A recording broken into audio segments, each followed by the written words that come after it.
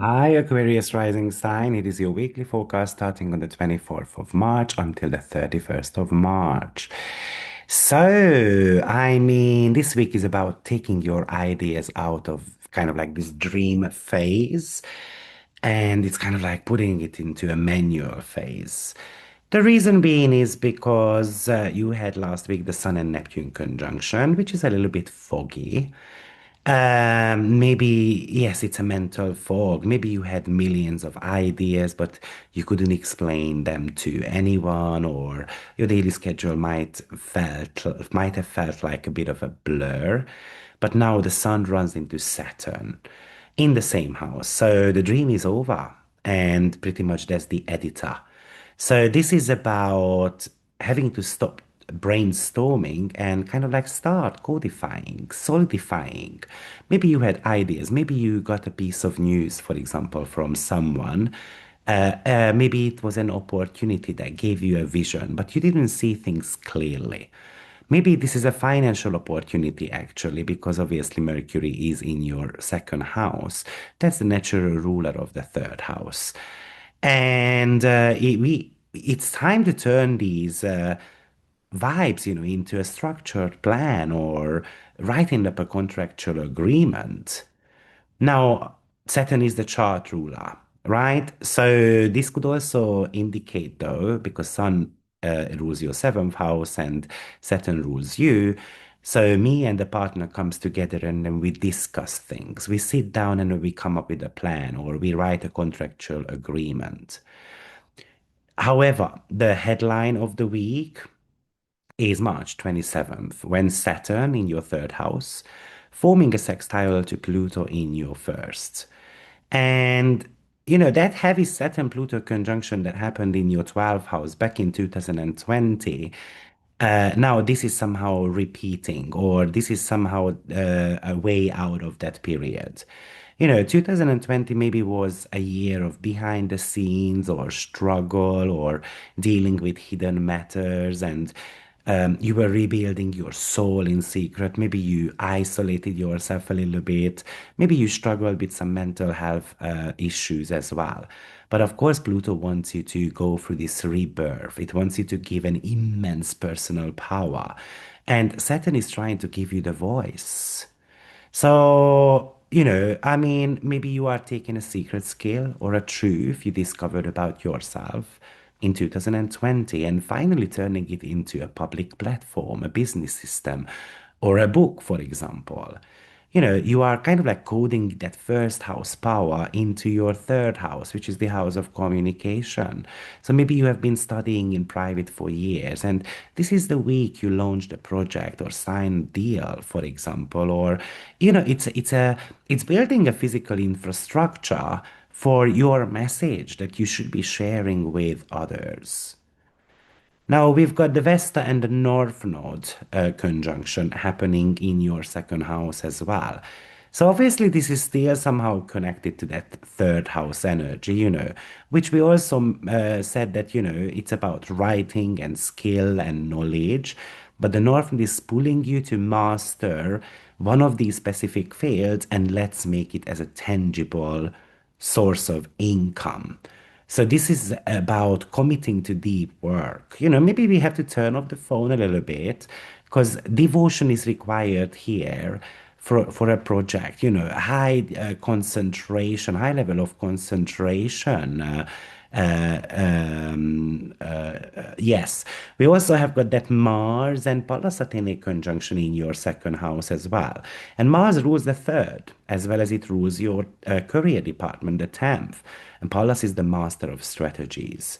So, because they both are in the second house, this is about intuitive financial tactics. You don't need a financial advisor to tell you what to do. You do need to see the patterns of where your money is going or how you can make money. This is about monetizing your creative or spiritual skills.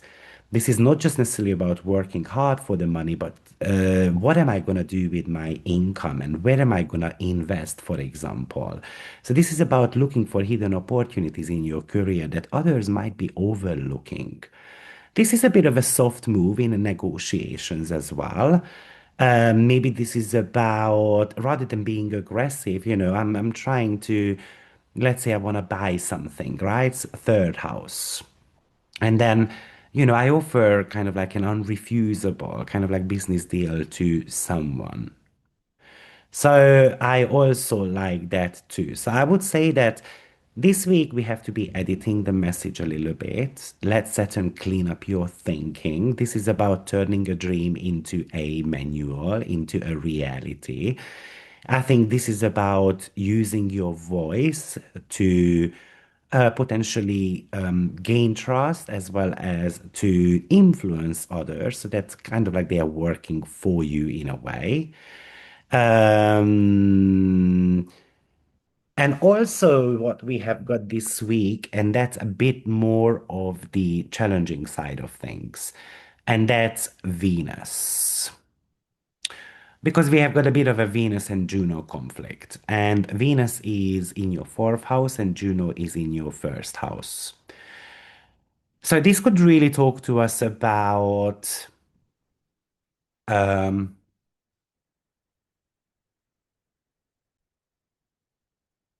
Venus in the fourth house wants beauty, peace, and it wants to settle down at home. And Juno in your first house is about your commitment to your own radical identity and your personal path. So you might want to invest in your home or spend time with the family, but the vow you have made to your new independent self kind of creates a bit of a conflict there. It's like you want to stay at home and decorate, but you have committed to a public version of yourself that needs you to be out there, for example, or you made a promise to a friend of yours, and so on. So you have to be renegotiating pretty much the contract between your private comfort and your personal mission. But we do have got a very heavy sixth house activation. We've got Jupiter, Apollo, Isis, Eros, which we talked, excuse me, talked about last week.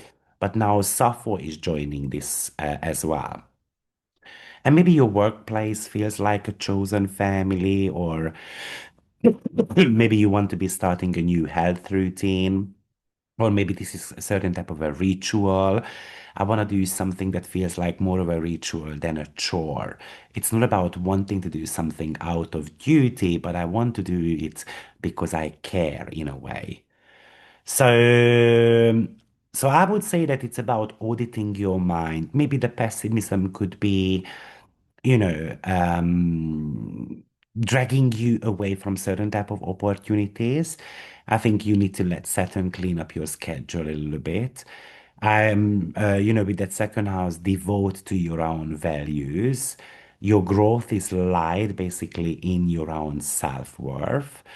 And maybe you have to balance your domestic peace a little bit with your own personal power and and also, I would say that it's very important that you look at your spending habits, not jumping into something that might feel a little bit off because it might be financially costly.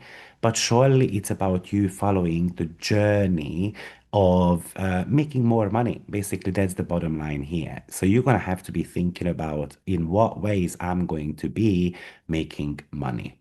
So that's how the week ahead feels for you.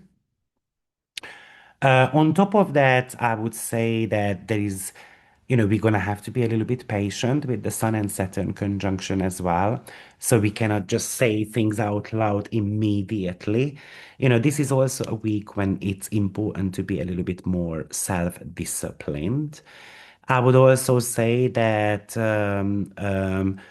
you might find that family members are coming to you and then they want to rely on you and they want to hear your opinion and they want your advice and they want you to lead them in a way. Obviously, the third house is about knowledge and often experiences, and Aries is an encouraging sign. So, while you might be able to encourage others, the question is, are you encouraging yourself? The other question that could be coming up here is whether you feel appreciated by others. And that's the heavy sixth house that we have also spoken about. Maybe you have to be sitting down with a partner of yours with that Sun and Saturn conjunction and then kind of seeing if someone is trying to be bossy with me or how we can improve this relationship further. Or, also with that heavy sixth house is kind of like with all those asteroids, like, do I feel like someone is trying to dominate me or feels like it's a superior, kind of like acting like an authority figure in my own life? So this is about learning to respect yourself. This is also with the third house potentially that I need to learn to promote myself better. And maybe I have to be able to come up with a strategy. If you are not in a relationship, actually, with that Sun and Saturn conjunction, you might have got some luck on social media platforms or outings as well. So, new relationship could be popping into your life. Imagine this as kind of like you might be meeting a taxi driver or someone at the local shop, or it might be a teacher or kind of like a mentor and so forth. Um, I think Pluto getting activated in your first house is just wanting to show you that you can conquer the world, you can win. You just need all that strength and power that you have been working on since 2020. Because that 2020 looks like you were quite weakened. Maybe you received some bad news about jobs, about or you might have had certain type of fears. What if my job is ending and so forth? Maybe you had more of a difficult period of time that you had to overcome. And now this is all that stuff that you have learned in the last 6 years. You're going to have to apply that and you're going to have to be able to get yourself moved towards new opportunities, new financial opportunities. But sometimes, the other thing is that if we allow others to kind of belittle us or talk to us in a way, then it means that you don't respect yourself. So this might be also telling you that you have to cut out certain type of the noise, or who is trying to distract me, who is trying to talk me out of certain type of a job opportunity or stuff like that. And Sun and Saturn is about working hard anyway. And with Pluto, having to work hard on the self. And then if we are able to do that, then this week should be about you being recognized by others, as well as you recognizing that I'm stronger than I ever believed. So good luck, Aquarius, and I will see you next week. Take care. Bye bye.